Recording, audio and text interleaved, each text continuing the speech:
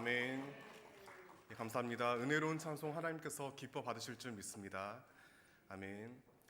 어느 날 예수님께서 제자 3명을 데리고 높은 산에 오르셨습니다. 바로 베드로와 야고보와 요한입니다. 우리는 여기서 성경이 그들의 이름을 기록하는 방식을 주목해야 합니다.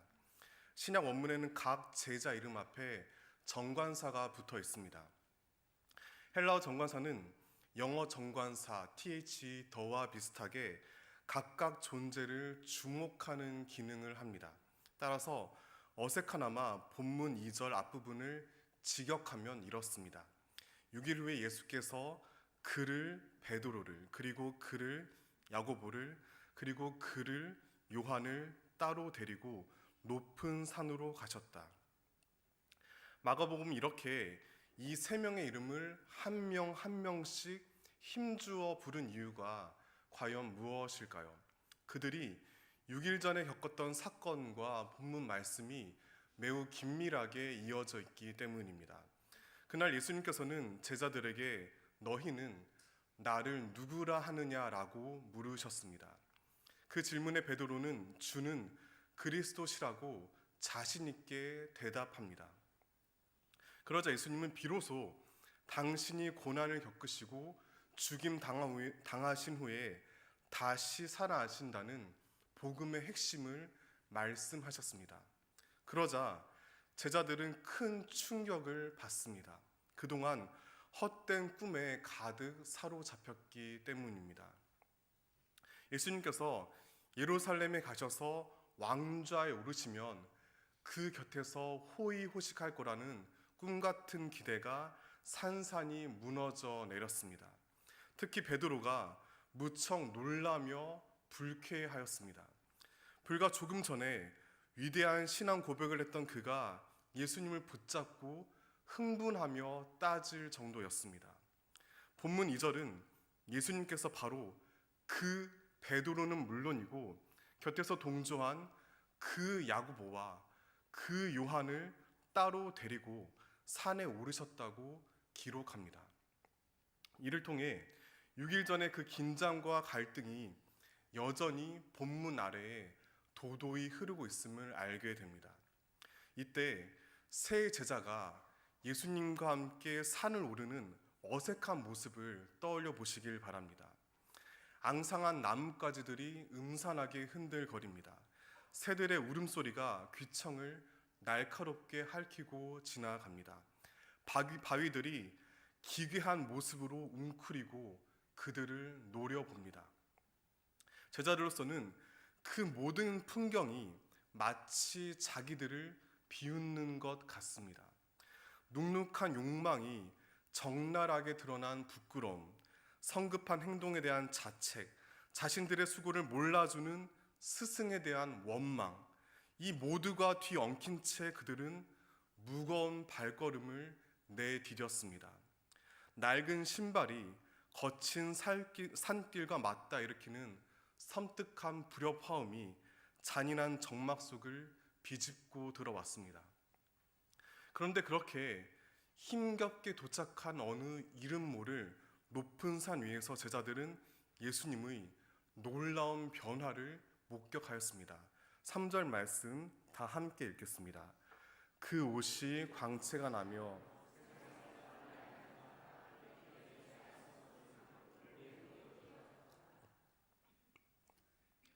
아무리 깨끗이 빨래해도 나올 수 없는 찬란한 빛이 예수님으로부터 뿜어져 나왔습니다. 여기서 광채로 옮긴 헬라어 단어는 신약에서 유일하게 여기에만 등장합니다. 따라서 그 순간 주님에게 나오는 빛은 흔히 볼 수 있는 이 세상의 광선이 아닙니다. 신약 성경의 다른 그 어떤 단어로도 표현할 수 없는 너무나 신비롭고 아름다운 광채였습니다. 그뿐만이 아닙니다. 4절 제가 읽어드리겠습니다. 이에 엘리야가 모세와 함께 그들에게 나타나 예수와 더불어 말하거늘. 변화된 예수님 곁에 모세와 엘리야가 나타났습니다. 이때 구약의 수많은 위대한 인물 가운데 특별히 모세와 엘리야, 이 두 사람이 함께 등장했다는 사실이 매우 의미심장합니다. 왜냐하면 둘 다 구약에서 진정한 메시아를 드러내는 결정적인 증인이기 때문입니다. 먼저 모세와 관련하여 신명기 18장 15절 화면 보시면서 함께 읽겠습니다. 내 하나님 여호와께서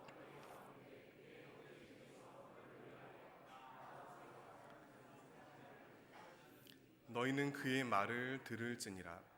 모세는 하나님께서 훗날 자신과 같은 예언자를 이스라엘 가운데 세우실 거라고 예고하였습니다. 이 말씀대로 하나님께서 수많은 예언자를 백성 가운데로 보내셨습니다. 그럼에도 여전히 예수님 당시 이스라엘 사람들은 모세와 같은 참된 예언자가 또다시 자기들에게 나타날 것을 갈망하였습니다. 그들은 민족의 고난을 힘겹게 쳐가며 모세가 찾아오길 간절히 기대하였습니다. 모세가 하나님의 풍성하고 온전한 뜻을 명확하게 드러내 보여줄 것을 마음 깊이 고대하였습니다. 엘리야 역시 마찬가지입니다. 말라기 4장 5절 제가 읽어드리겠습니다. 보라, 여호와의 크고 두려운 날이 이르기 전에 내가 선지자 엘리야를 너희에게 보내리니. 하나님께서는 예언자 말라기를 통해 훗날 당신의 백성에게 엘리야를 보내겠다고 말씀하십니다. 언젠가 이스라엘 사람들은 모세와 마찬가지로 엘리야 역시 그들 곁에 다시 올 것을 기대하였습니다. 엘리야가 메시아의 오심을 바르게 알려줄 거라고 굳게 믿었습니다. 그런 까닭에 마태복음과 마가복음은 주님 오실 길을 예비한 세례자 요한을 가리켜서 엘리야라고 기록합니다. 이렇게 모세와 엘리야, 이 두 사람은 이스라엘이 오랫동안 애타게 기다리고 기다렸던 예언자입니다. 그들이 언젠가 다시 나타나 참된 메시아가 누군지 똑똑히 알려줄 거라 믿어 의심치 않았습니다.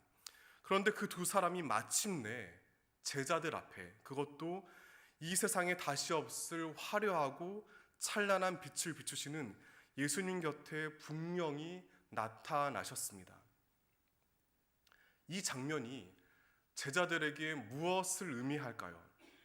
예수님께서는 왜 당신의 복음을 제대로 이해하지 못하고 도리어 화를 내고 원망을 쏟아놓는 어리석은 제자들, 그 베드로와 그 야고보와 그 요한을 데리고 산으로 가셔서 이 놀라운 광경을 보여주셨을까요? 그들의 의심과 실망에도 불구하고 예수님 당신께서 온 세상을 구하고 다스리시는 참된 주님이심을 분명히 드러내기 위함입니다. 이것은 모세와 엘리야로 대표되는 예언자들의 증언과 일치합니다. 예수님은 이 진리를 제자들이 도저히 부정할 수 없도록 눈부신 영광 가운데 드러내 보이셨습니다. 이로 말미암아 그들의 연약한 믿음을 다시 일으켜 세워 경배받으셨습니다.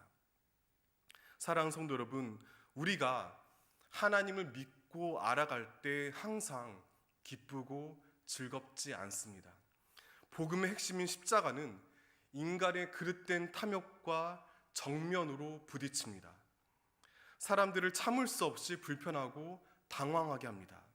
사실 고난과 죽음을 말씀하신 예수님께 거칠게 따져 물었던 베드로의 모습은 우리 모두의 솔직한 마음을 대신한 행동입니다. 그러므로 바로 그 제자들에게 당신의 참되고 찬란한 영광을 비추신 주님을 따라 우리 역시 산 위로 올라가야 합니다. 산 밑에서는 결코 넓게 멀리 제대로 볼 수 없습니다. 지금 서 있는 곳의 정확한 위치와 풍경을 온전히 알기 위해서는 더 높은 산 위로 올라가야 합니다. 마찬가지로 우리가 저마다의 문제를 마냥 끌어안고만 있다면 결코 해결할 수 없습니다. 혼란 속에 주저앉아만 있어서는 절대로 갈등에서 벗어날 수 없습니다. 숨막히는 삶의 굴레에서 잠시 벗어나 아름답게 빛나는 주님의 영광을 잠잠히 바라보아야 합니다. 야구 경기에서 1, 2점 차의 긴박한 승부를 매듭짓는 투수를 가리켜 마무리 투수라고 부릅니다. 우리나라에서는 삼성 라이온즈의 오승환 선수를 많은 사람이 역대 최고로 인정합니다. 특히나 저는 전성기 삼성 라이온즈에 의해 번번이 우승이 좌절됐던 넥센 히어로즈 팬이었기 때문에 쓰린 가슴으로 인정할 수밖에 없습니다.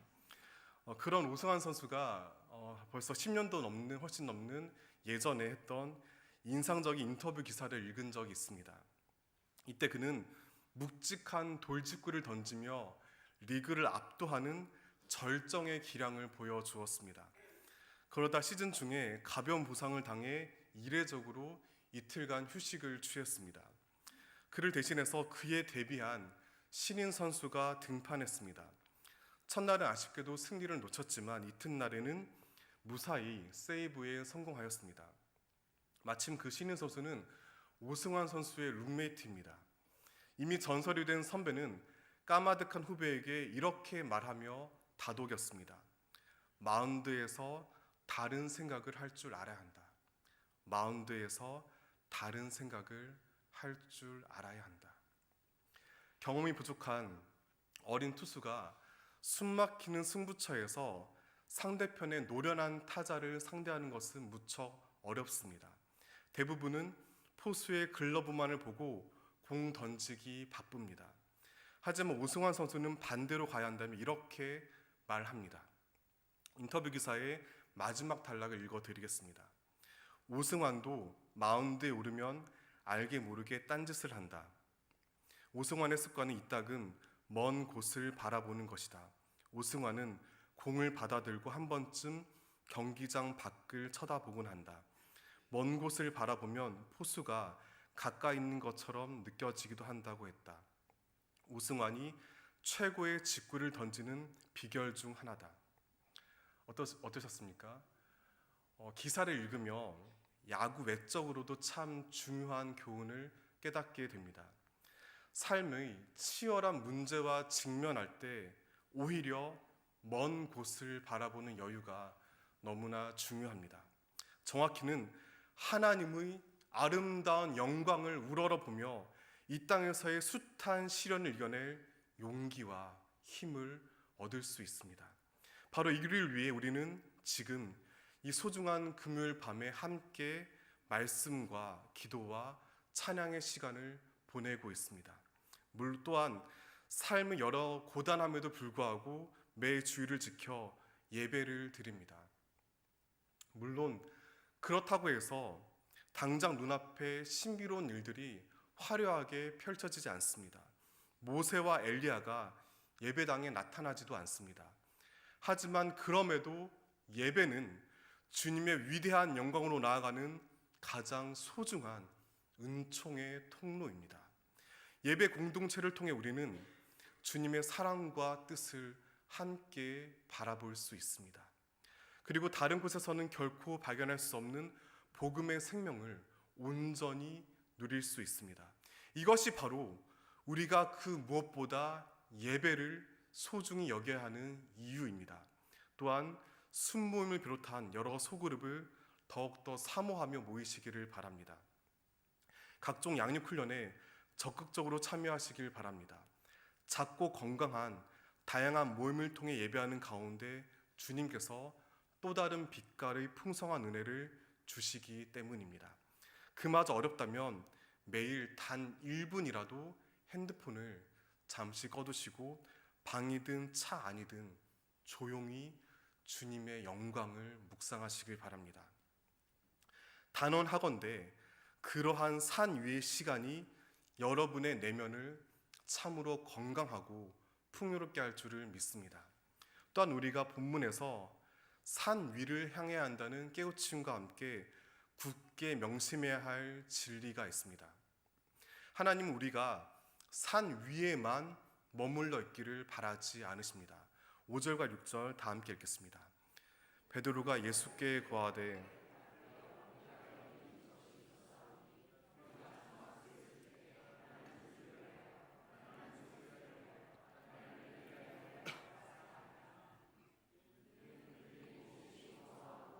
그가 무슨 말을 할 예수님의 찬란한 영광뿐만 아니라 그분 곁에 선 모세와 엘리야를 바라본 베드로는 너무나 놀랐습니다. 감격과 동시에 극심한 공포에 사로잡혔습니다.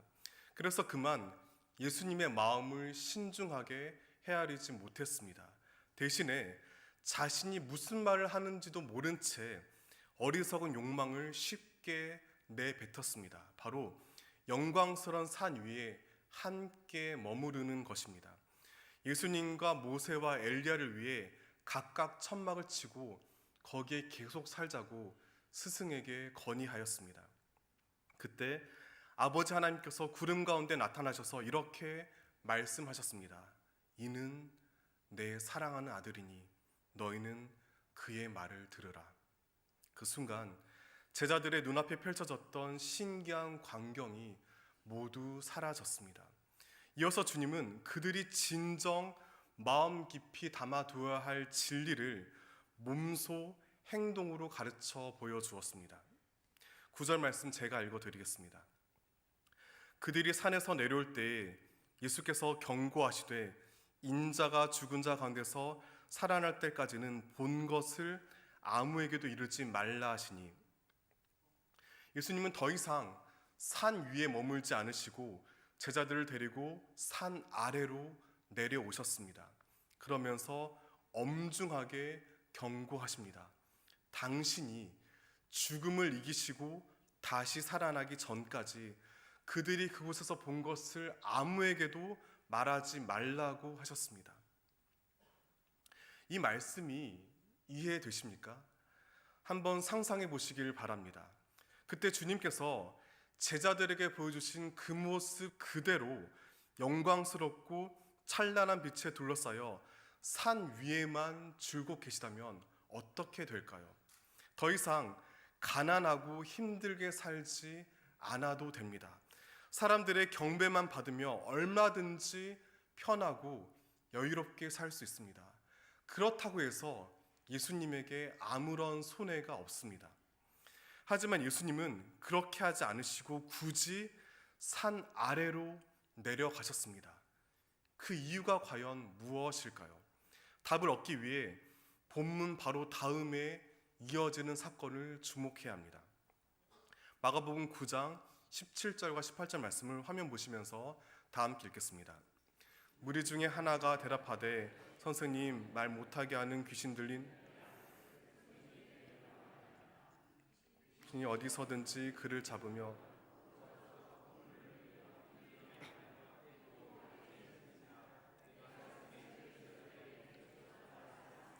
그들이 능히 하지 못하더이다. 예수님과 제자들은 산 아래에서 한 소년을 만났습니다. 그 아이는 귀신 들려 극심한 고통에 시달리고 있었습니다. 주님께서는 그 처참한 광경을 외면하지 않으시고 귀신을 내쫓으셨습니다.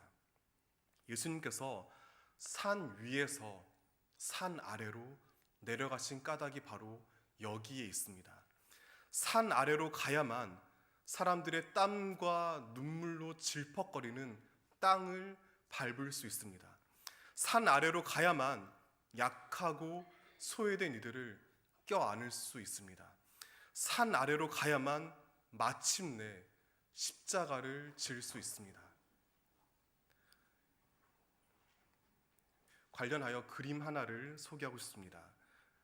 이 그림은 르네상스 3대 거장 중에서도 가장 탁월한 기량을 인정받는 라파엘로 산초의 유자 그리스도의 변모입니다.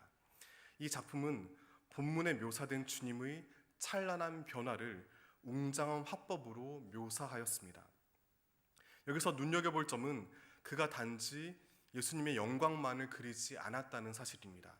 다음 화면 보시겠습니다. 그림 아래쪽 우편을 확대한 그림을 보여드리겠습니다. 라팔로는 변화산 사건의 본질을 정확히 이해하고 있었습니다. 그는 산 위에서 보이신 주님의 눈부신 변화와 영광과 산 아래 귀신 들린 소년의 고통 사이의 긴장과 조화를 명확히 깨달았습니다. 그래서 이 두 사건을 함께 한 화폭에 담았습니다. 다시 첫 그림 보여주겠습니다. 두 장면이 하나로 합해질 때야만 복음의 양면이 가지는 균형을 비로소 깨달을 수 있기 때문입니다. 사랑하는 성도 여러분, 거듭 바라며 당부합니다. 주님의 찬란한 영광을 소망하며 저마다의 영적 산 위에 오르시기 바랍니다.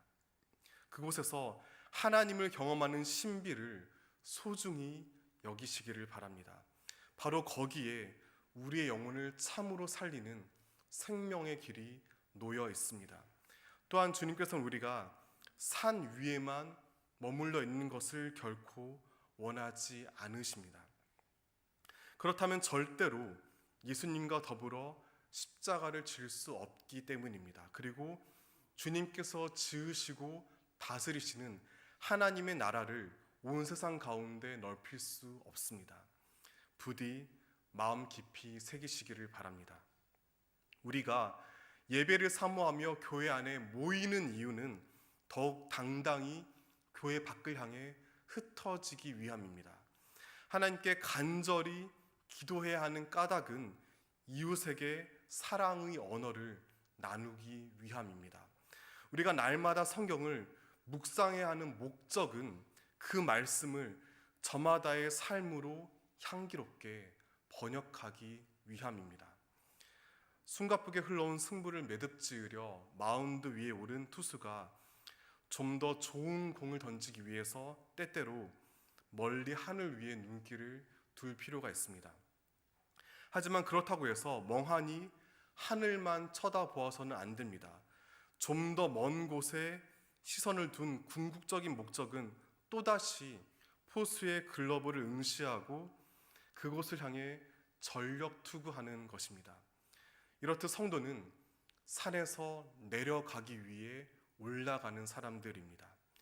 이 소중한 진리를 잊어버린 채 산 아래에만 주저앉아서는 안 됩니다. 혹은 산 위에만 머물러 있지도 말아야 합니다. 그것은 마치 십자가 없는 부활 혹은 부활 없는 십자가처럼 철저히 뒤틀리고 그을린 병든 신앙이기 때문입니다. 그러므로 산 위에서 예수님과 산 아래에서 예수님 모두 마음에 품으시기를 바랍니다. 복음의 진리를 참으로 깨닫고 전하기 위해 담대히 나아가시길 바랍니다. 사랑하는 성도 여러분, 하나님께서는 인생의 모순과 낯선 진리로 말미암아 당황하고 힘겨워하는 우리를 산 위로 이끌어 주십니다. 바로 거기서 놀랍고도 위대한 영광을 보여주십니다. 따라서 온 우주 가운데 유일한 주님만의 찬란한 빛이 머무는 예배의 자리를 향해 눈길을 두어야 합니다. 동시에 그 빛을 가슴 깊이 품고 산 아래 가난하고 연약한 이웃을 향해 나아가시기를 바랍니다. 그런 우리 한 사람 한 사람의 이름을 주님께서 거룩한 정관사와 함께 사랑을 담아 주목하여 부르시고 날마다 이끌어 주실 줄 믿습니다. 기도하시겠습니다. 영광의 주 하나님, 고단한 삶을 살아가며 때때로 번민과 갈등에 사로잡히곤 합니다. 주님께 실망하여 이루 말할 수 없는 원망이 솟아오르기도 합니다. 이 모든 시련을 이겨내기 위해 예배의 산 위로 오릅니다. 그곳에서 예수님의 고유한 광채를 마주하며 새 힘을 얻게 하여 주시옵소서. 또한 산 위에만 머무르고자 하는 어리석음을 뉘우칩니다. 우리나라 안팎의 고난받는 사람들, 살아갈 희망을 잃고 슬픔에 사무쳐 신음조차 제대로 낼 수 없는 이들을 향해 복음을 들고 나아가게 하여 주시옵소서. 예수님을 본받아 그들과 함께 아파하고 눈물 흘리며 주님의 뜻을 넓히게 하옵소서.